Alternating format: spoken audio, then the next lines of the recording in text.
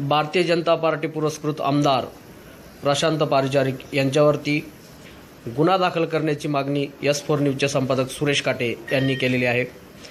काही दिवसापूर्वी ज्यांनी एक वक्तव्य केलेलं आहे की सैनिकांच्या चारित्र्यावरती यांनी शिंतोडे उडवणारे एक वक्तव्य केलेलं आहे, त्यामुळे यांच्यावरती गुन्हा दाखल करण्यात यावे अशा पद्धतीची मागणी मानपाडा पोलीस स्टेशनमध्ये केलेली आहे। काही दिवसापूर्वीच एक व्हिडिओ क्लिप व्हायरल झाली। पंजाब मधला सैनिक तो असतो बॉर्डरवर, त्याची बायको इकडे बाळंतीन होती, त्याला तार येते, तुझ्या बायकोला मुलगा झाला, वर्षभर तो काही गावाकडे गेलेला नसतो,